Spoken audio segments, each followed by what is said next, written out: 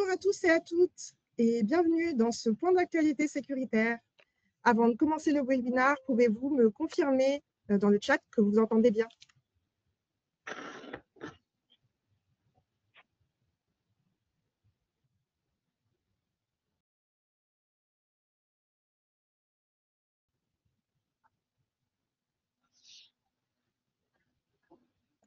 Merci. Pour les personnes qui ont des problèmes de son, vous pouvez vous connecter avec votre téléphone via le numéro indiqué dans le mail de confirmation que vous avez reçu. Et n'hésitez pas à poser vos questions au fur et à mesure du webinaire. Nous y répondrons en fin de session.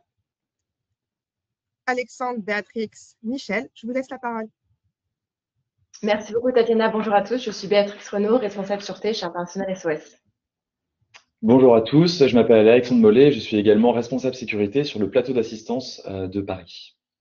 Et bonjour à tous, au risque de ne pas vous surprendre, je m'appelle Michel Isdor, je suis responsable sécurité auprès d'Alexandre Mollet sur le plateau d'assistance de Paris. Voilà, et aujourd'hui, on va vous proposer 3 thématiques. Un point de situation préélectoral sur le Cameroun et sur la Côte d'Ivoire, qui vont tous ces deux pays vont connaître donc une échéance électorale importante sous quelques semaines. Et puis ensuite, Michel partagera avec vous un point de situation sur le Moyen-Orient. Alexandre, je te passe la parole pour le point Cameroun. Merci beaucoup. Donc oui, effectivement, je vais commencer cet état des lieux sécuritaire sur l'élection présidentielle à venir au Cameroun, qui aura lieu le 12 octobre prochain. Et avant toute chose, il nous semblait opportun de dresser un rapide état des lieux du contexte dans lequel ce scrutin aura lieu. Alors effectivement, comme vous le savez probablement, le Cameroun est un pays qui est traversé par différents enjeux, à la fois sécuritaires, mais également sociaux et politiques. Et en l'occurrence, je vais tenter brièvement de dresser l'état de ces enjeux. Tout d'abord, des enjeux sécuritaires qui s'illustrent par 3 grandes crises majeures que connaît le pays et qui d'ailleurs suivent exactement la même logique que les zones de risque que vous pouvez voir sur la carte à gauche. La toute première de ces crises, c'est une crise séparatiste, également connue sous le nom de crise anglophone, qui a lieu donc dans les régions du sud et du nord-ouest du pays et qui tient son origine effectivement dans des fractures communautaires de longue date qui ont connu de nombreux soubresauts et un nouveau pic en 2016, à la suite duquel on avait assisté à plusieurs actions violentes et des arrestations, et qui s'était suivi l'année suivante, en 2017, par la déclaration unilatérale de plusieurs séparatistes de l'indépendance de la République autoproclamée d'Ambazonie. Alors c'est un épisode très marquant puisqu'il avait donné lieu à une forte répression militaire ainsi qu'à de nombreuses arrestations, y compris du chef de proue de ce mouvement qui avait été condamné en 2019 à la prison à vie. Alors, pourquoi est-ce qu'on parle de ça? Tout simplement parce qu'effectivement, cette forte répression militaire et l'absence de dialogue avec l'État central camerounais a cristallisé une contestation armée dans ces régions, qui avait d'ailleurs joué un rôle prépondérant lors du dernier scrutin en 2018, puisque les séparatistes avaient lancé de nombreux appels au boycott, mais également plusieurs actions violentes, tout d'abord à l'encontre des représentations gouvernementales et des bureaux de vote, mais également via des techniques d'intimidation à l'encontre des ressortissants camerounais qui souhaitaient participer au scrutin. Deuxième crise, et je serai un petit peu plus bref, une crise terroriste, cette fois-ci une crise terroriste donc islamiste dans l'extrême nord du pays, notamment à la frontière avec le Nigeria, plus précisément à la frontière avec les États nigérians de l'Adamawa et de Borno, car on note effectivement une multiplication des incursions de militants islamistes provenant des rangs de Boko Haram et de l'ISWAP, donc l'État islamique en Afrique de l'Ouest, et qui contribuent significativement à une forte dégradation sécuritaire sur ce territoire. En témoigne effectivement la bande de zones de risque extrême évaluée par nos équipes. Et enfin, dernier point d'attention sécuritaire, la frontière avec la République centrafricaine, compte tenu de la dégradation sécuritaire certaine dans ce pays depuis 2014, on assiste à un flux massif de réfugiés centrafricains au Cameroun. Alors pourquoi c'est important? Parce que au-delà de la portée symbolique de ces crises sécuritaires dans la campagne électorale, ces crises vont avoir un enjeu majeur sur la participation au sein de ces régions, qui sera par définition faible. Et c'est d'autant plus notable que la participation électorale au Cameroun de façon globale est déjà assez réduite. On peut se souvenir que lors du scrutin de 2018, seuls 53% des électeurs s'étaient rendus aux urnes. Deuxième enjeu, cette fois-ci sociopolitique, on va s'intéresser ici au verrouillage de l'espace public et au fort niveau de répression de l'opposition par l'État camerounais. On peut citer un exemple, par exemple, les près de 500 arrestations qui avaient eu lieu en 2020 lors des marches de l'opposition et qui avaient d'ailleurs ensuite donné lieu à la condamnation de près d'une cinquantaine d'opposants politiques, dont 36 sont toujours derrière les barreaux. Amnesty International a relevé effectivement le fait que récemment, que ces opposants étaient à l'heure actuelle toujours emprisonnés, a appelé à leur libération.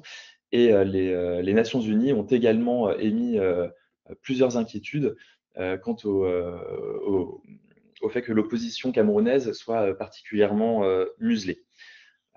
En effet, outre cette répression d'État, l'État camerounais impose également un certain nombre de contraintes juridiques qui va significativement limiter la force d'action des partis de l'opposition.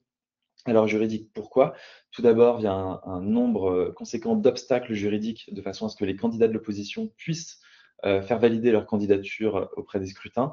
Rappelons que dans le cadre de l'élection présidentielle de cette année, 83 candidatures avaient été présentées.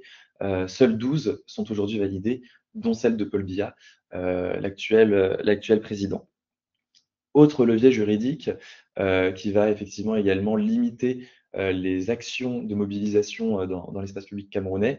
L'ensemble des rassemblements au Cameroun doivent être préalablement notifiés auprès des autorités qui, très régulièrement, interdisent tout simplement leur tenue avant de disperser finalement les manifestations sporadiques qui tenteraient de contourner effectivement ces interdictions.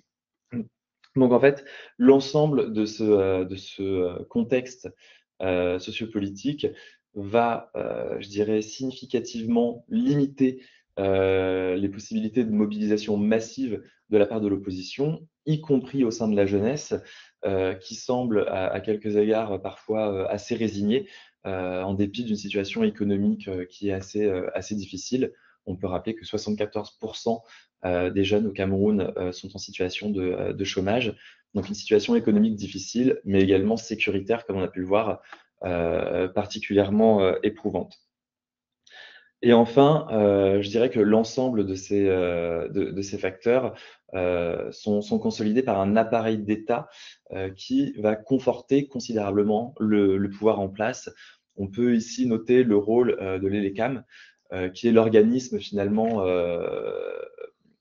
qui a la primauté sur l'organisation des élections, qui est notamment composé par le Conseil électoral camerounais, conseil électoral qui se voit très régulièrement décrié par les partis de l'opposition en raison de son opacité, de son manque de transparence et d'allégations de fraude.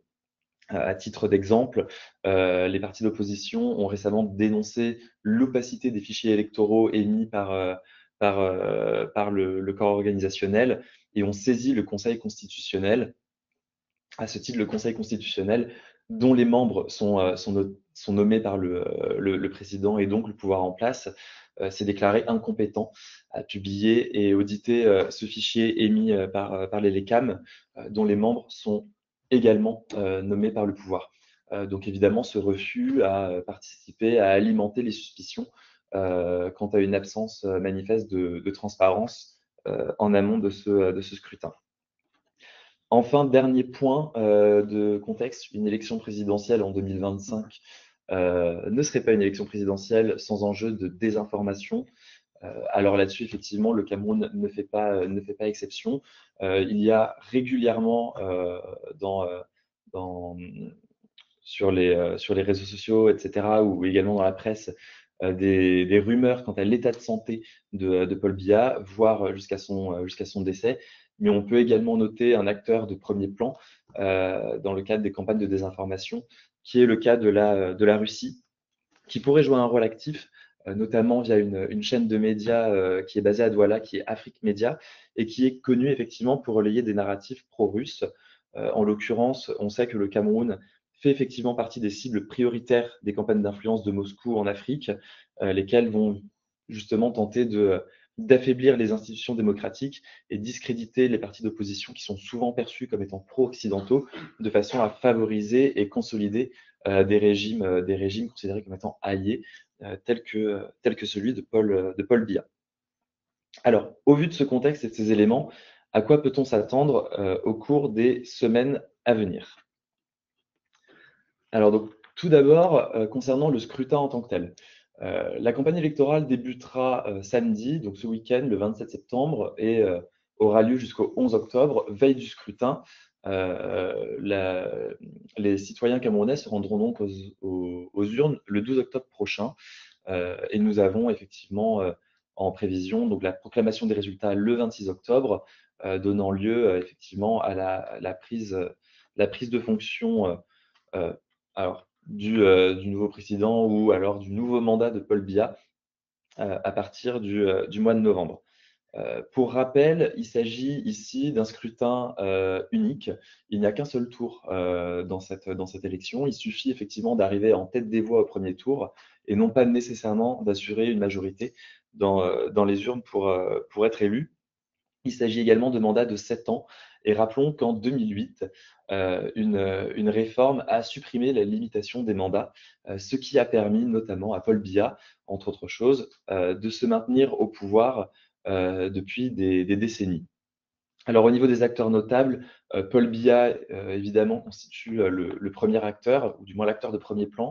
Il a été élu en 1982, il a déjà effectué 7 mandats. Il est actuellement en train de tenter de briguer son 8e mandat. Il a 92 ans, il est le chef d'État le plus âgé encore en exercice sur la planète. Alors Paul Biya, c'est incontestablement l'homme fort du pays. Il a organisé l'État à son image et aussi à son avantage, y compris dans l'organisation des institutions. Et en revanche, en tant qu'homme fort du pays, il est également la source de certaines craintes en raison de son état de santé, de son âge avancé, dans la mesure où il n'y a pas de plan de succession clairement établi en cas de disparition soudaine de cette figure politique. Et donc, en l'occurrence, effectivement, une éventuelle disparition de Paul Biya alimente très régulièrement les craintes d'une forte déstabilisation du pays. En termes des figures, concernant les figures d'opposition, je vais brièvement aborder le cas tout de même de Maurice Kamto. Alors, comme vous le savez probablement, Maurice Kamto a été exclu du scrutin présidentiel. Néanmoins, il faut rappeler qu'il est fondateur donc, du MRC, le Mouvement pour la Renaissance camerounaise, et il s'était déjà présenté en 2018 face à Paul Biya. Il avait d'ailleurs terminé second. Il avait également revendiqué la victoire. Et avait par ailleurs à la suite de ça été arrêté par les autorités camerounaises et emprisonné pendant plusieurs mois. Maurice Kamto, c'est vraiment la figure principale de l'opposition à Paul Biya dans le paysage politique camerounais, et il avait alimenté certains espoirs en début d'année, puisqu'une trentaine de partis d'opposition s'étaient rangés derrière sa candidature consensuelle un peu plus tôt dans l'année, dans le cadre d'une coalition nommée APC, espoirs qui ont finalement été douchés par l'exclusion de Maurice Kamto un peu plus tôt cette année. Maurice Kamto qui aujourd'hui a épuisé l'ensemble des recours juridiques qui étaient possibles et qui est donc définitivement exclu de cette campagne. Néanmoins, ça reste un personnage à observer dans la mesure où il bénéficie d'une assise populaire significative. Il occupe une grande place dans l'espace public réservé à l'opposition, si je puis m'exprimer ainsi. La suite de cette exclusion, elle a également pour conséquence de maintenir une fragmentation des figures de l'opposition face à Paul Biya. Nous avons mis ici 3 acteurs notables, notamment Chiroma et Maïgari, qui sont particulièrement notables dans la mesure où c'était des alliés de longue date de Paul Biya qui ont récemment, au printemps, donc quitté leur fonction gouvernementale afin de se porter candidat à l'élection présidentielle, faisant valoir leur volonté de mettre en place une forme d'alternance politique au sein du pays. Néanmoins, aujourd'hui, l'opposition, donc comme on l'a évoqué, est fragmentée et désorganisée, ce qui naturellement avantage considérablement le parti au pouvoir et donc Paul Biya. Au vu de ces éléments, nos équipes ont tenté de dresser un certain nombre de scénarios. Alors, dans tous les cas, il y a des points qui seront à noter. Tout d'abord, et ça c'est légion lors des élections présidentielles au Cameroun, un fort déploiement sécuritaire, notamment dans les principaux centres urbains du pays, Yaoundé et Douala, naturellement, ainsi que certaines manifestations, au moins résiduelles, éparses, au sein de ces centres urbains. En termes d'outcome ou de conclusion, je dirais, à cette élection, nos équipes ont identifié 3 scénarios principaux avec des niveaux de probabilité différents. Et donc, je vais me concentrer sur le scénario A afin d'éviter de manquer de temps pour mes collègues, qui est globalement, effectivement, le scénario à ce jour le plus probable et celui vers lequel on se dirige actuellement, qui est donc une absence d'organisation de l'opposition qui resterait telle qu'elle, ce qui limiterait naturellement les capacités de mobilisation populaire en l'absence d'appel uniforme des figures de l'opposition à manifester, et les défections comme celles que nous avons pu le voir un peu plus tôt au sein du parti présidentiel ne provoqueraient pas de déstabilisation significative. Donc dans ce scénario, naturellement, Paul Biya remporte les élections, il est conforté et on reste en fait dans cette situation de statu quo qui serait, je dirais, une continuité parfaite, entre guillemets, qui aboutirait évidemment vers une absence totale de résolution des crises à la fois internes et externes que l'on connaît au Cameroun. Très brièvement, le scénario B est effectivement également possible, où là, pour le coup, il reste 4 semaines à l'opposition pour s'organiser et mener des appels massifs à manifester dans les rues camerounaises. Dans ce cas de figure, on s'attendrait effectivement à une forte répression de la part des autorités camerounaises et on évalue en fait finalement la capacité de nuisance ou d'influence sur le vote final et le résultat d'élection comme étant relativement limité. Donc, dans ce cas de figure encore, Paul Biya serait conforté dans sa fonction présidentielle et entamerait un 8e mandat. Enfin, 3e scénario, peu probable, mais tout de même à considérer, la mort soudaine de Paul Biya.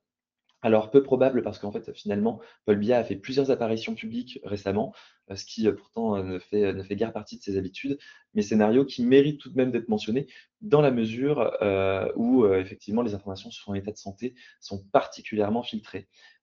Et en cas de décès, on pourrait s'attendre à ce que l'annonce de son décès prenne un certain temps.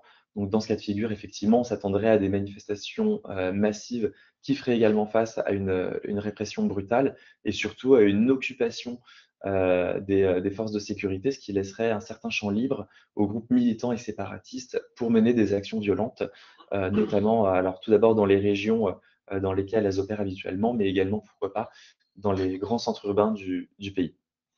Quoi qu'il en soit, il y a plusieurs signaux à surveiller pour l'ensemble de ces cas de figure. Naturellement, les appels de l'opposition et les annonces de manifestations, mais également des défections notables qui pourraient survenir au sein du parti présidentiel. Et enfin, encore évidemment, les réponses préventives des forces de sécurité, avec des déploiements massifs des forces de sécurité qui devraient se faire crescendo jusqu'à ce qu'on approche de la journée des votes et les multiples allégations de fraude électorale que l'on pourrait noter de la part de l'opposition sur les organes régaliens en charge d'organiser le scrutin. Je reviendrai ultérieurement sur les recommandations aux côtés de Béatrix, qui va pouvoir effectivement vous présenter les enjeux de l'élection ivoirienne. Merci beaucoup Alexandre. Effectivement, la Côte d'Ivoire connaîtra elle aussi une échéance présidentielle quelques jours après le Cameroun, puisque c'est le 25 octobre que la Côte d'Ivoire organise son élection présidentielle, au cours de laquelle le président sortant, qui est Alassane Dramane Ouattara, briguera un 4e mandat Donc Alassane Ouattara est au pouvoir depuis 2011. Bien que le pays soit relativement stable ces dernières années, il a par le passé, et vous l'avez probablement tous et toutes bien en tête, connu de fortes tensions électorales. En 2010-2011, une crise post-électorale a éclaté lorsque le président sortant, qui était à l'époque Laurent Gbagbo, a refusé de céder le pouvoir. Et donc, s'en est suivi une crise post-électorale qui a duré 4 mois, qui a causé la mort de 3000 personnes et qui s'est achevée avec l'arrestation de Laurent Gbagbo à Abidjan. Une crise qui continue aujourd'hui de marquer les esprits et on en parlera lorsqu'on abordera les différents scénarios, mais une réconciliation nationale qui, si elle a été faite, ne l'a été qu'en surface. Donc une donnée importante à prendre en compte. Et plus récemment, en 2020, donc lors de la dernière échéance électorale, des troubles ont éclaté. Alors bien sûr, dans une mesure moindre, totalement moindre par rapport à 2010-2011, mais lorsque Ouattara a été élu pour un 3e mandat. Et cette réélection faisait suite à un amendement constitutionnel qui a, selon l'interprétation qui en a été faite, permis de remettre les compteurs à zéro, si je puis dire, et donc de réinitialiser la limite de mandat. Donc, ce passé, qui est combiné aujourd'hui à l'exclusion de 4 figures majeures de l'opposition, et on y reviendra, alimente les tensions à l'approche de l'échéance d'octobre. Et puis, au même titre qu'au Cameroun, il y a une préoccupation majeure, un risque qui pèse très lourdement sur ce processus électoral, qui est l'enjeu de la désinformation, qui est vraiment considéré comme l'un des risques principaux de déstabilisation. Et on le voit déjà, hein, on le voit même en dehors des périodes électorales, bien sûr, mais les campagnes de désinformation prolifèrent rapidement sur les réseaux sociaux, et attise les tensions. Et donc, on a vu déjà des rumeurs sur le décès du président, sur des tentatives de coup d'État, voire même sur des interventions militaires étrangères circuler très activement. En ce moment, la fake news qui circule est celle qui prétend qu'il est strictement interdit de sortir après 23 heures et jusqu'à ce que le scrutin ait eu lieu sous peine d'arrestation et d'amende. Donc, c'est une fausse information qui a très rapidement été démentie par l'ANSSI ivoirienne, mais qui a eu quand même le temps de faire le tour des réseaux sociaux en tout genre. Donc, ces campagnes de désinformation qui peuvent être pilotées depuis l'étranger au discours incitant à la violence, promouvant un sentiment occidental et de désillusion à l'égard du processus et des institutions démocratiques, font que voilà, cette période électorale est véritablement perçue comme une fenêtre stratégique pour des ingérences étrangères plus profondes. Et cela illustre véritablement les efforts de manipulation de l'opinion publique, susceptibles d'aggraver des tensions qui, vous commencez à le voir, sont déjà présentes et palpables. En matière de candidature, donc je vous l'ai dit, il y a eu un vrai enjeu autour justement de la validation de certaines candidatures qui, en fin de compte, ne l'ont pas été. Donc, on a une vraie controverse autour du caractère constitutionnel et démocratique de l'élection en tant que telle, sur la base des 5 candidatures à l'écran que vous pouvez voir, qui sont les 5 candidatures officielles qui ont été validées avec la diffusion officielle de la liste des candidats qui a eu lieu le 8 septembre dernier. Donc, ce que vous ne voyez pas dans cette liste, ce sont donc ces 4 figures de l'opposition qui sont donc l'ancien président Laurent Gbagbo, l'ancien PDG du Crédit Suisse et président du parti d'opposition, le PDCI, qui s'appelle Tidiane Thiam, qui est par ailleurs en exil, entre guillemets, à Paris, hein, donc il n'est pas en Côte d'Ivoire, et l'ancien Premier ministre Guillaume Soro et l'ancien ministre Charles Blé Goudet. Donc, qui avait été initialement exclu des listes électorales. Et vous le savez, être inscrit sur la liste électorale, c'est un prérequis incontournable pour ensuite pouvoir prétendre être officiellement candidat. Donc, 3 ont été exclus en raison de condamnation pénale et Tidiane Thiam, lui, a été exclu au prétexte que lorsqu'il s'était inscrit sur la liste électorale, il possédait la nationalité française, donc nationalité française qu'il a depuis rejetée. Mais selon la Constitution, ce sont des conditions qui rendent inéligibles. Donc, en face, on a une opposition qui est quelque peu, si ce n'est beaucoup, lésée, de ne pas pouvoir faire partie de ce processus électoral. Une société civile aussi qui appuie certaines voix de l'opposition déterminée à faire barrage à un 4e mandat d'Alassane Ouattara, qui ont organisé des manifestations contre un 4e mandat. On en a vu un certain nombre cet été. Qui sont restées pour l'heure très pacifiques, très contenues, très encadrées par les forces de l'ordre. Elles ont eu lieu dans des communes telles que Yopougon, qui sont donc quand même un peu excentrées. Et même dans la foulée de la confirmation de la liste officielle de candidats, on ne peut pas dire que cela a créé beaucoup d'émotions sur la voie publique. Bien sûr, les figures exclues ont condamné leur absence sur ces listes, mais voilà, on va dire, ça ne s'est pas matérialisé à date par des grands mouvements de contestation. Sujet qui reste bien sûr à surveiller étroitement. Donc, en face d'Alassane Ouattara, on a 4 figures de l'opposition. On a Jean-Louis Billon, qui est un ancien cadre du PDCI. Tidiane Thiam, président du PDCI, n'a pas voulu en fait de plan B, donc nommer un candidat alternatif à sa place. Donc, Jean-Louis Billon se présente donc comme un candidat indépendant. La réalité qui ne pèse pas très lourd face à Alassane Ouattara. Et à noter aussi que l'on a Simone Eïvé Gbagbo en face, du côté de l'opposition, qui est donc l'ex-femme de Laurent Gbagbo, ancienne première dame donc, qui avait été arrêtée pour son implication dans la guerre civile ivoirienne, dans le cadre de la crise post-électorale, qui a été acquittée puis amnistiée en 2018 par Ouattara. Donc, c'est cette amnistie qui lui permet justement de pouvoir prétendre à l'élection. Et elle est par ailleurs donc cofondatrice de l'alliance CAPCI. Voilà. Deux autres candidats que vous voyez à l'écran. La réalité est donc l'opposition reste fragmentée. Je le disais, à part vouloir faire opposition à Alassane Ouattara, il n'y a pas de programme en commun. Il y a des alliances qui se font, qui se défont. Il reste encore un bon mois, mais pour voir quelles seront les postures définitives adoptées par les différentes parties de l'opposition, mais une fragmentation, voire une illisibilité même des partis d'opposition qui jouent grandement en la faveur d'Alassane Ouattara. Un mot par contre, plutôt positif, c'est que les 4 figures de l'opposition sont dans une posture plutôt de dialogue que de violence. Et donc ça, c'est une donnée absolument non négligeable.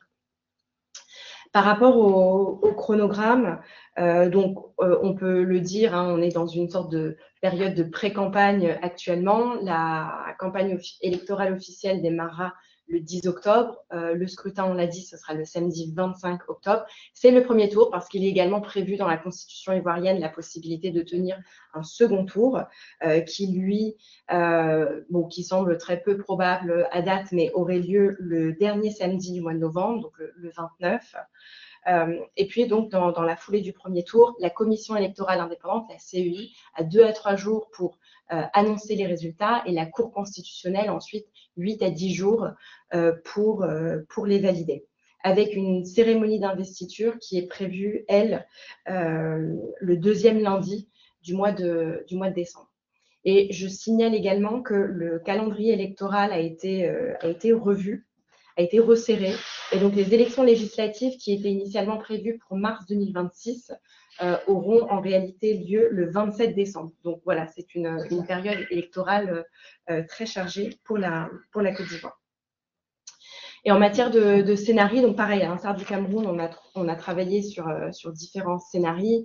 Aujourd'hui, avec les éléments en notre possession, nous pensons que Ouattara est en position de force pour remporter l'élection, hein, compte tenu des barrières légales qui empêchent d'autres candidats populaires de se présenter, mais aussi de son influence sur l'intégralité de l'appareil étatique, que ce soit sur la Cour, le Conseil constitutionnel, la Commission électorale indépendante, le système judiciaire plus largement dans son ensemble. Il a aussi d'autres éléments qui contribuent à jouer en sa faveur, notamment une croissance économique qui lui est favorable, avec une moyenne de 7% sur ces dernières années, même si voilà, la croissance n'est pas nécessairement également répartie et ne touche pas toutes les franges de la population. Il a quelques grandes réussites sur le plan socio-économique qui jouent en sa faveur, qui contribuent à sa popularité, même si c'est à nuancer avec des problèmes qui persistent, à l'instar du chômage, même de clivage communautaire qui demeure. Bien sûr, on ne peut pas s'empêcher de penser à un scénario plus chrysogène, hein, étant donné les antécédents, avec une contestation qui pourrait s'accroître non seulement à l'approche du scrutin, mais surtout dans la foulée de celui-ci, à mesure que les résultats seraient annoncés et donneraient Ouattara avec une très très large majorité. Tout ça avec en tête les éléments sur la désinformation que je vous ai présentés précédemment. Et puis voilà, donc on peut pas s'empêcher de mettre sur la table, de mettre dans la balance un scénario où Ouattara serait réélu, mais que ce serait une réélection qui se ferait dans la violence, avec une répression sévère par les forces de sécurité, des manifestants, de l'opposition, de la société civile, et donc avec des victimes, donc finalement un scénario assez semblable à ce qu'on avait pu voir en 2020. Et puis, au même titre que pour Paul Biya, se pose là aussi la question de l'après-Ouattara. On a très très peu d'informations sur la manière dont la succession de Ouattara est préparée au sein de son parti, le RHDP. Et surtout, on le sait, lui aussi âgé, hein, il a 83 ans, et on a connaissance d'un certain nombre de problématiques de santé auxquelles il fait face. On le sait souvent à Paris pour des soins, justement, et donc une crainte grandissante quant à cette possibilité qu'il décède pendant son prochain mandat, ou alors, et ça pourrait être une alternative, mais je vais d'abord me concentrer donc sur ce premier risque, donc cette vraie incertitude qui plane quant à sa succession en cas de décès. Donc actuellement, les institutions prévoient que c'est le vice-président qui soit désigné pour lui succéder. Une deuxième configuration qui est peut-être plus, on va dire, porteuse de sérénité et qui viendrait amoindrir le risque de troubles sociaux, ce serait qu'en cours de mandat, dans une configuration donc Ouattara est réélu, ce serait qu'en cours de mandat, peut-être pendant la deuxième année, finalement, qu'il décide proactivement en fait de passer la main à son vice-président, donc ce qui interromprait son mandat, mais lui permettrait quand même, lui, de partir la tête haute, si je puis dire, et qui pourrait aussi contenir toute velléité, on va dire, de mainmise sur le pouvoir. Donc ça permettrait une sortie contrôlée qui jouerait en faveur, a priori, de la stabilité du pays et de la continuité des institutions. Voilà, je passe la main à Alexandre. On va parcourir ensemble rapidement les recommandations pour les managers et pour les expatriés. Effectivement, merci Béatrix. Donc, en l'occurrence, et pour les parcourir de façon assez brève, nos équipes ont émis tout d'abord effectivement des recommandations pour les managers qui visent à filtrer en fait effectivement les déplacements non essentiels dans ces deux pays en amont et durant les scrutins. Donc, concernant le Cameroun, vous pouvez voir les dates affichées sur l'écran. On conseille de reporter tout déplacement non essentiel du 7 au 17 octobre et du 20 au 30 octobre dans le cas de la Côte d'Ivoire. Donc, en l'occurrence, ce qui est important, effectivement, outre l'anticipation de ces scénarios, c'est vraiment de s'intéresser au caractère essentiel et non essentiel des voyageurs ou du personnel que vous avez sur place, de façon à pouvoir faire un état des lieux finalement de votre exposition et, si possible, de la réduire. Donc, naturellement, pour les personnes qui seraient amenées à demeurer dans ces pays durant les scrutins, il convient de mettre en place un certain nombre de mesures préventives visant à assurer en fait finalement votre capacité à limiter leur exposition au risque sur le terrain et donc à activer des mesures de sécurité renforcées. On peut penser effectivement au télétravail, au gardiennage, à une limitation des déplacements en local de façon plus générale et également une sensibilisation accrue de votre personnel de façon à vous assurer d'une part qu'ils connaissent effectivement les procédures d'urgence ainsi que les contacts d'urgence, ainsi qu'un certain nombre d'éléments plutôt logistiques, mais on pense notamment effectivement aux vivres d'eau et de nourriture pour tenir un confinement. Alors, on a noté 72 heures, on peut aller jusqu'à 96 heures en l'occurrence, et l'ensemble de ces éléments et de ces plans à la fois de contingence et d'évacuation, car il faut également s'intéresser à de potentielles sorties de vos collaborateurs en cas de scénario peu optimiste, doivent être naturellement revus en amont de l'élection et si possible testés. Bien entendu, en cas de nécessité de recommandations particulières et propres à votre exposition, nos équipes sont disponibles pour nous entendre avec vous et échanger sur l'applicabilité de ces recommandations sur votre organisation. Voilà, et dans la continuité de celle-ci, donc pour les expatriés, hein, elles s'affichent à l'écran, mais l'importance d'éviter les lieux sensibles, donc les QG de parti, de la Cour constitutionnelle, de la CEI, les lieux traditionnels de rassemblement, d'anticiper une forte présence sécuritaire qui est déjà par ailleurs sur le terrain très visible. Le jour du scrutin, de limiter au maximum ces déplacements.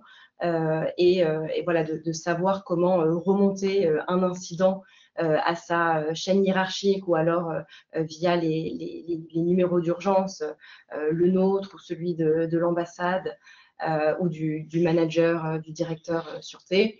Cette posture du confinement, Alexandre l'a dit, mais c'est très important de la préparer. Et à chaque crise, on se rend compte qu'elle est souvent sous-préparée. On ne pense pas assez à faire des stocks, ce qui peut être assez trivial en temps de paix. Mais donc voilà, de bien réinsister auprès de vos expatriés, de prévoir suffisamment d'eau, de nourriture, médicaments si nécessaire pour toute la famille. Et puis toujours l'importance de s'immatriculer auprès de sa représentation diplomatique. Et en période électorale, c'est bien de se reposer la question de savoir si cela a été fait. Et enfin, avant de passer la parole à Michel, juste une mise en exergue de contenu dédié que l'on a rédigé avec les équipes d'analystes, un rapport thématique sur les élections au Cameroun et en Côte d'Ivoire, un rapport aussi analytique sur justement l'influence russe sur l'élection en Côte d'Ivoire, des podcasts aussi, un podcast qui va arriver très prochainement pour le Cameroun. Donc, ce sont des ressources qui vous permettent de creuser la thématique. Et puis, bien sûr, vous pouvez nous contacter en 24/7 pour approfondir ou pour parler aussi de votre organisation opérationnelle sur le terrain en conséquence. Voilà, Michel, change de continent, la parole est à toi. Merci beaucoup. Quittons l'Afrique, messieurs, dames, si vous voulez bien. Allons au Moyen-Orient. Donc, évidemment, beaucoup de sujets, et surtout beaucoup de sujets complexes. Donc, comme à chaque fois, je ne saurais que trop vous recommander de ne pas hésiter à nous contacter à l'issue de ce webinaire. Si vous avez des questions, des demandes d'informations, de précision, etc., n'hésitez pas parce que ces sujets ne manquent pas de complexité. Donc, ce que je vous propose, c'est 3 grands moments. Le premier, d'abord, on va juste très rapidement regarder un peu où en est la crise, où en sont les crises sécuritaires au Moyen-Orient de façon vraiment très régionale. Et après, on va se pencher sur les pays qui vous intéressent beaucoup pour des raisons commerciales, institutionnelles, humanitaires, etc. Donc d'abord Israël / territoire palestinien, ensuite le Liban, et ensuite un pays qui vous intéresse de plus en plus, ou alors qui vous réintéresse de plus en plus parce qu'il se réouvre sur le monde, ce sera la Syrie. Donc d'abord, le point de situation global, régional. Donc là, vous avez une carte sur votre écran. On va beaucoup fonctionner avec des cartes pour la partie Moyen-Orient, vraiment des cartes pour comprendre cette région. En rouge, pour faire simple, ce sont tous les pays qui ont été frappés ou qui sont encore frappés par Israël depuis le début de la crise du 7 octobre 2023. Donc, évidemment, vous vous souvenez des frappes en Iran au cours de l'été. Plus récemment, et c'est quelque chose qui vous a beaucoup soucié, et pour cause, la frappe israélienne au Qatar, à Doha, qui ciblait des membres des délégations du Hamas qui se trouvaient dans la ville. Pour autant, il n'y a plus de frappe au Qatar depuis, ni en Iran pour l'instant. À l'heure actuelle, les pays qui sont encore vraiment touchés, qui sont impactés par les frappes israéliennes, ce sont évidemment les territoires palestiniens, donc c'est Jordanie, le Liban, on y reviendra ensuite, la Syrie, on y reviendra aussi ensuite, et enfin le Yémen. Le Yémen, donc les rebelles locaux continuent de mener des frappes contre Israël. Typiquement, il y a 3 jours, par exemple, un drone a frappé la ville d'Eilat, au sud d'Israël, et Israël, évidemment, en réponse, continue de frapper les zones contrôlées par les Houthis au Yémen. Donc, slide suivante, s'il te plaît. Merci beaucoup. Donc là, pareil, synthétique. Concrètement, qu'est-ce que ça veut dire par rapport à nos recommandations pour voyager dans la région? C'est très simple. Je vous ai mis en vert tous les territoires où il n'y a pas de contre-indication particulière liée au conflit en cours. Autrement dit, vous pouvez continuer à vous rendre dans tous les pays en vert comme avant, c'est-à-dire suivant les recommandations usuelles. Typiquement pour l'Irak, on ne recommande pas d'y aller tête baissée dans toutes les régions d'Irak. Il y a des régions, enfin des territoires qui demandent une planification particulière, mais en tout cas, l'Irak n'est que très très peu, en tout cas pratiquement plus impacté par le conflit israélo-palestinien et même israélo-iranien, /Houthi, etc. Donc, tous les pays en vert, pas de problème. Et typiquement, le Qatar aussi, évidemment, pas de problème. Et donc, pas de problème non plus pour continuer à utiliser l'espace aérien de ces pays. Vous êtes nombreux à nous demander si l'espace aérien de ces pays est assez sécurisé pour pouvoir les emprunter. Oui, tout à fait, ils le sont. Et dans tous les cas, si jamais des frappes venaient à nouveau avoir lieu à travers la région, ces pays-là seraient les premiers à fermer leur espace aérien, comme ils l'ont fait à chaque fois en un très court préavis ces dernières années. Donc à l'heure actuelle, les territoires vraiment impactés et sur lesquels on recommande à minima de reporter les déplacements non essentiels, ce sont évidemment les territoires palestiniens, évidemment le Liban, la Syrie, l'Iran et le Yémen. En Israël, j'y reviendrai ensuite, on estime que les déplacements peuvent être à nouveau organisés comme auparavant, avec évidemment une prudence de mise. Ensuite, en parlant d'Israël, eh bien parlons-en. Israël et territoire palestinien. Donc déjà, pour parler du sujet brûlant du moment, la reconnaissance de la Palestine par la France, mais aussi d'autres pays à travers le monde, nous, à l'heure actuelle, nous n'estimons pas que ça aura un impact sur la situation sécuritaire et politique sur place. Et donc, ça n'aura pas d'impact sur nos recommandations pour vos collaborateurs et voyageurs dans le pays. Là, on est vraiment sur une échelle diplomatique. Les modalités exactes d'une reconnaissance totale de la Palestine par la France, notamment l'établissement d'une ambassade, etc., sont actuellement conditionnées typiquement à des choses comme la libération des otages retenus par le Hamas. Donc pour l'instant, les choses relèvent surtout de l'effet, non pas d'annonce, mais en tout cas relèvent vraiment de diplomatie et pas encore de réelle application sur le terrain d'une quelconque réalité institutionnelle. Donc pour le moment, pour nous, pas d'évolution liée à la reconnaissance de la Palestine par la France et d'autres pays à travers le monde. À l'heure actuelle, comme vous pouvez le voir, cette carte, la carte de gauche, le territoire israélien continue évidemment de faire l'objet de frappes, notamment de roquettes tirées par le Hamas depuis la bande de Gaza.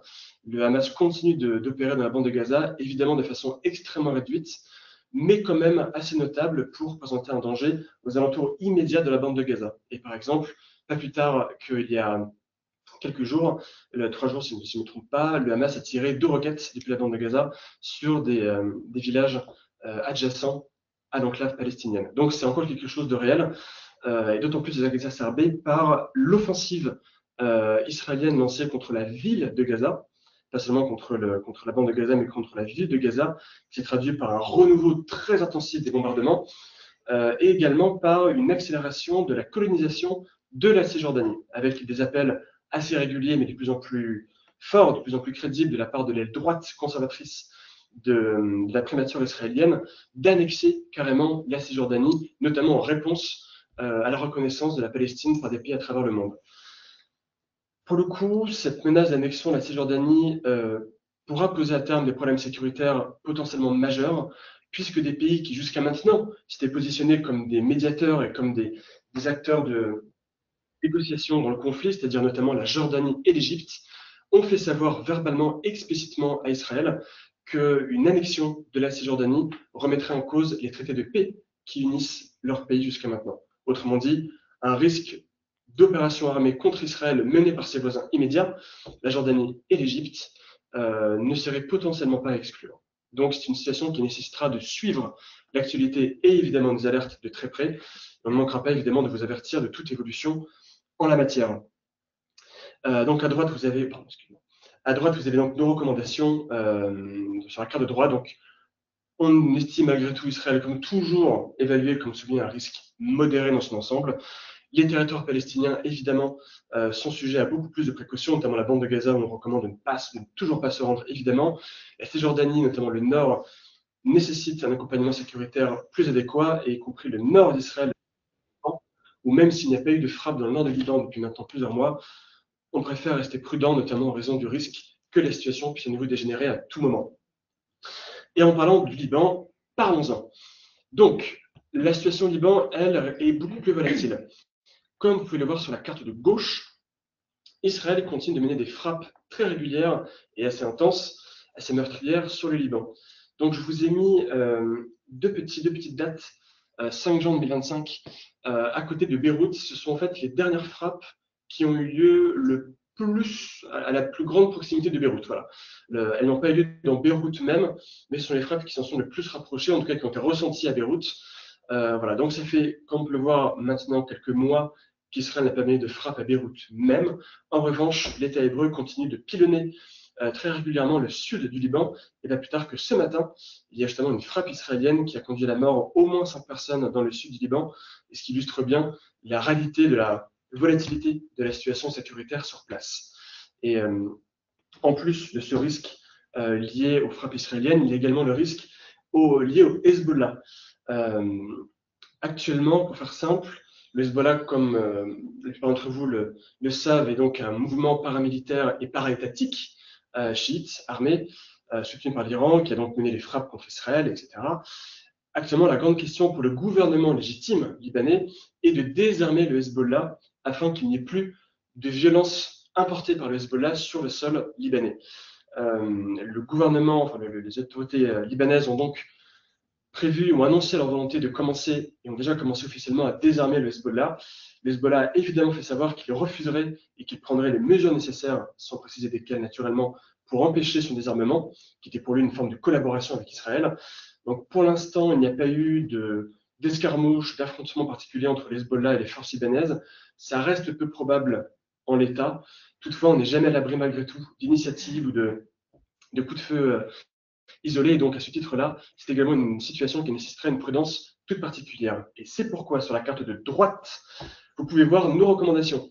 Alors évidemment, dans le sud d'Israël, enfin au sud du Liban, sud du Liban, on recommande de reporter tous les déplacements, même essentiels, à cause du pilonnage dont le sud du Liban fait l'objet.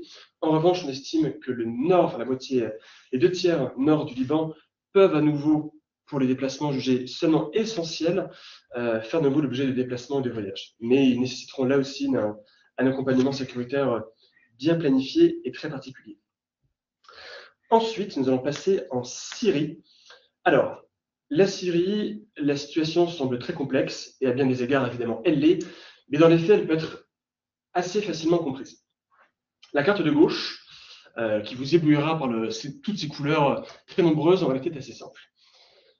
Comme vous le savez, le régime Bachar al-Assad a été renversé en décembre dernier, et donc un régime islamiste a pris le pouvoir à Damas. Ce sont donc les zones en vert.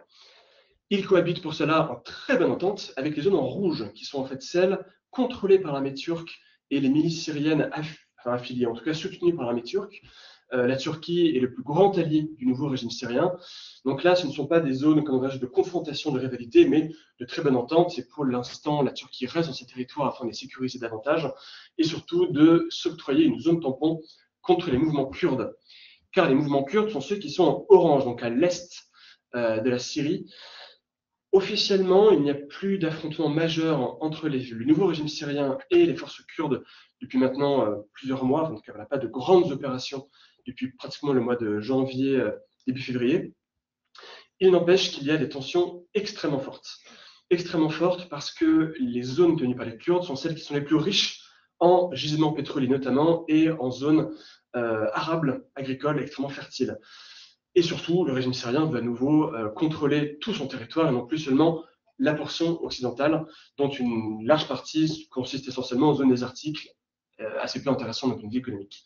Donc, il y a des négociations très tendues avec les Kurdes pour que les Kurdes abandonnent leur autonomie autoproclamée et réintègrent totalement, aussi bien au niveau sécuritaire qu'économique, politique, institutionnel, etc., les nouvelles institutions syriennes.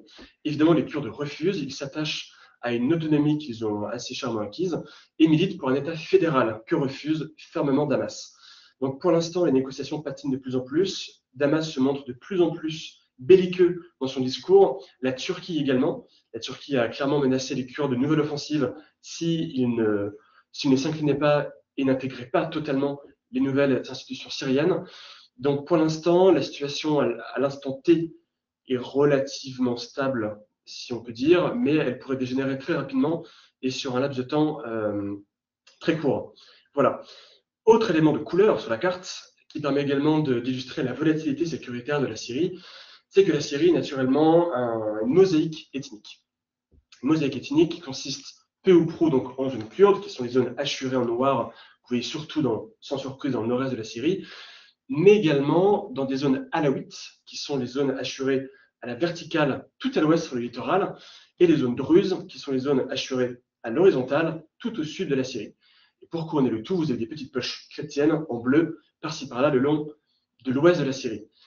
Le problème de ces petites poches ethniques, c'est qu'elles consistent en minorités ethno-religieuses qui souvent sont aux prises avec les mouvements islamistes syriens, donc qu'il s'agit de l'État islamique auparavant, d'Al-Qaïda, aujourd'hui du nouveau régime ou de ses milices.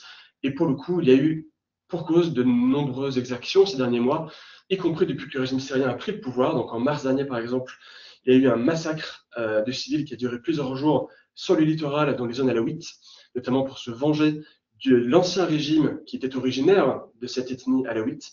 Il y aurait eu plus de 1000 morts, on estimait encore à peu près à 1 millier le nombre de disparus qui sont certainement morts également. Et cet été, vous avez pu également suivre les affrontements qui ont lieu dans le sud de la Syrie entre communautés druzes, bédouines, milices syriennes.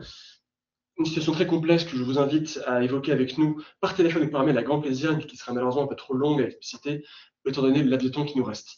Donc pour l'instant, on estime toujours la Syrie comme étant un pays évalué à un risque extrême, en raison de la volatilité sécuritaire dont je vous parle depuis tout à l'heure. Pour autant, les grands centres urbains font l'objet d'une sécurisation accrue, améliorée depuis quelques mois, et c'est pourquoi on estime qu'ils sont en risque élevé, et donc on peut y conduire des déplacements jugés essentiels. Pour autant, à l'heure actuelle, la situation est encore confuse, et c'est pourquoi nous avons envoyé, il y a seulement quelques semaines, une équipe sur place pour en fait restaurer notre réseau de relations sur place, notre réseau de prestataires, d'hôtels, etc., pour réaffiner notre analyse sécuritaire. Comme vous le savez certainement, la Syrie ne fait plus l'objet désormais, depuis maintenant quelques semaines, quelques mois, de sanctions internationales. Autrement dit, les affaires commerciales, les voyages pourront commencer à reprendre théoriquement sans contraintes juridiques particulières. C'est pour ça que nous sommes rendus. Pour l'instant, la prudence reste de mise et évidemment, tout voyage sur place reste soumis à une planification sécuritaire et juridique quand même très soigneuse. Et c'est sur cette perspective que je clôt le chapitre moyen-oriental et que nous allons passer aux questions. Merci, chers panélistes, pour vos interventions. Donc, il nous reste quelques minutes pour des petites questions. Quelles sont les mesures mises en œuvre pour soutenir les entreprises en cas de crise en Côte d'Ivoire et au Cameroun? Oui, alors, effectivement, on se prépare à tous les scénarios qu'on vous a présentés et on s'y prépare opérationnellement, on s'y prépare de manière donc très pratico-pratique de notre côté. Donc, c'est 2 pays que l'on a revisités récemment. Vous savez qu'on fait, à l'instar de la Syrie, des déplacements sur le terrain à la fois pour palper l'environnement sécuritaire, mais aussi rencontrer, re-rencontrer nos partenaires de sécurité avec lesquels on travaille au quotidien et en temps de crise sur le terrain. Donc, ça permet de refaire le point sur leurs capacités, sur voilà, les nombres de véhicules, le nombre de personnel, le type de services qui sont à même de fournir. Ces déplacements nous ont également permis de mettre à jour toute la planification autour de l'évacuation. Donc, par exemple, moi, quand je me suis rendue en Côte d'Ivoire, j'ai testé la voie d'évacuation vers le Ghana, donc la voie terrestre. On a fait voilà, des exercices similaires au Cameroun. Donc, ce qui nous permet d'avoir plusieurs options sur la table, notamment si on venait à une configuration où l'espace aérien venait à être fermé, par exemple. Ce qui semble un peu éloigné, mais voilà, on est obligé de se poser cette question-là. Et de la même manière, on évalue également des hôtels qui peuvent servir, encore une fois, au quotidien des voyageurs d'affaires, mais qui peuvent aussi devenir point de regroupement en cas d'évacuation ou en cas de relocalisation à l'intérieur du pays, si par exemple un confinement ne pourrait pas être réalisé de manière sûre dans un domicile pour une raison XY. Mais voilà, donc on a à la fois revu notre préparation à l'évacuation, notre réseau de partenaires sur le terrain qui permettent aussi des remontées d'informations, hein, bien sûr, permet de recouper aussi régulièrement avec eux des informations et ce réseau donc d'hôtels qui peuvent servir de point de regroupement. Et puis bien sûr, nous en interne, nous nous organisons avec l'analyse dédiée, avec les équipes opérationnelles dédiées. Nous serons sur le pont à quelques jours de l'élection et puis surtout dans la foulée de ces 2 dates importantes pour surveiller de très près tous les indicateurs. On vous en a partagé juste un petit extract, mais voilà, tous ces indicateurs que l'on va suivre de près et qui permettra de placer le curseur en fonction donc, de l'évolution de la situation. Merci Béatrix. Pour le Cameroun plus précisément, quid d'un potentiel coup d'État à l'image de ce qui s'est produit au Gabon en 2023? Alors, effectivement, au Cameroun, la possibilité d'un coup d'État en fait est régulièrement mentionnée. Elle ne fait effectivement pas partie des scénarios que nous avons maintenus parce que, en l'état et pour plusieurs raisons, on estime qu'un coup d'État au Cameroun est assez peu probable. En fait, en réalité, donc c'est effectivement un point qui est avancé par exemple par l'opposition. Le précédent, comme mentionné, du Gabon et la chute d'Ali Bongo a alimenté les discours de l'opposition qui tentent de déstabiliser un petit peu le pouvoir par ces allégations. Et par ailleurs, on peut aussi mentionner que naturellement, de nombreux coups d'État ont été relevés ces dernières années sur le continent africain, et d'ailleurs très souvent par des forces armées qui dénonçaient l'incapacité du pouvoir en place à endiguer un certain nombre de crises sécuritaires. En l'occurrence, on l'a vu, le Cameroun et le pouvoir de Paul Biya peinent à endiguer un nombre de ces crises sécuritaires également. En revanche, il y a une différence nette sur l'organisation même de l'appareil d'État camerounais qui rend effectivement ce scénario assez peu probable. Il faut rappeler que Paul Biya, 2 ans après son entrée en fonction, a été victime d'une tentative de coup d'État en 84 et qu'à la suite de cette tentative de coup d'État, il a mis en place une réorganisation de toutes les hautes sphères de l'État et il a, je dirais, organisé ces différentes têtes en jouant en fait effectivement sur les rivalités de chacune, y compris en scindant les différents corps militaires. On pense ici à la BIR, la brigade d'intervention rapide et la garde présidentielle, par exemple, dont les chaînes de commandement sont effectivement distinctes, n'appartiennent pas au ministère de la Défense et rapportent directement à la présidence. En fait, l'ensemble cet appareil permet finalement d'endiguer une centralisation du pouvoir qui viendrait déstabiliser finalement, une centralisation de l'information qui viendrait déstabiliser finalement le pouvoir en place. Et donc, en l'occurrence, et pour cette raison principalement, le cas du coup d'État nous apparaît comme somme toute assez limité dans le cadre du Cameroun. Merci Alexandre. Nous allons maintenant conclure ce webinaire. Malheureusement, nous n'aurons pas le temps de traiter la dernière question. Mais si vous en avez, il y a un questionnaire très rapide de satisfaction qui apparaîtra sur votre écran dès que ce webinaire sera terminé. Nous apprécierons le fait que vous preniez quelques minutes de votre temps pour y répondre. Vous recevrez également donc, le webinaire par mail d'ici quelques jours, le replay. Et si vous avez d'autres questions auxquelles nous n'avons pas eu le temps de répondre, merci de les laisser dans le questionnaire de satisfaction. Nous y répondrons très prochainement également. Merci à tous. Bonne journée. Merci à tous. Merci à tous. Au revoir.